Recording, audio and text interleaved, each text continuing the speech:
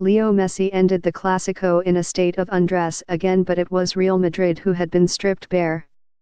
At the very end of the last Madrid-Barca, Messi stood to the left of the goal at the north end of the Santiago Bernabeu, shirt off and held up for all to see. At the very end of the latest Madrid-Barca, exactly 8 months later and a little over 8 meters away, he lay on the grass to the right of the goal at the north end of the Santiago Bernabeu, boot off and abandoned, unseen at first.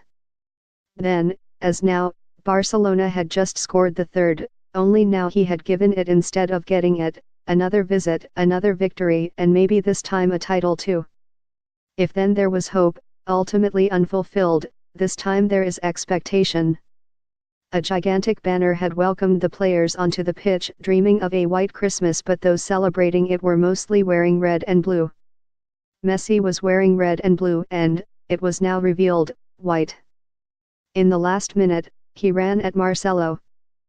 The challenge saw him lose his boot but not his balance, and, dashing to the line, sports sock exposed, the Brazilian tumbling behind him, he pulled it back for Vidal, slipping to the floor as he went.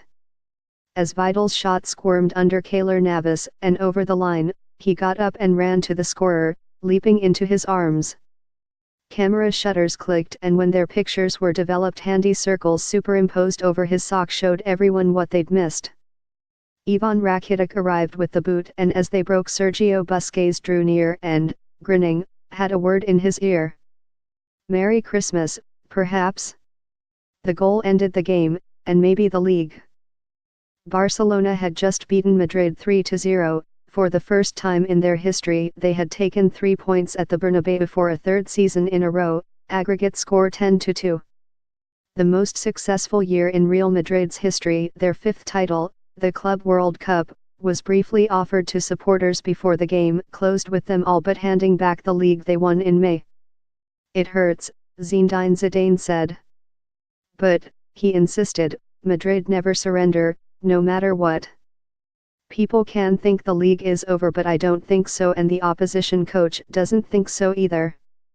Ernesto Valverde didn't, or he didn't say so, anyway, yet as Zidane suspected, almost everyone else did, and not without reason." High in the north stand, a few hundred Barcelona fans waved and sang "Goodbye to the league, goodbye." A chant of Campeones followed. Elsewhere in the stadium, they streamed for the exits, making their way out into the sunshine in silence. What noise there was came in the form of whistles. Soon Barcelona's players were boarding planes at Barajas, heading home happy for their holidays.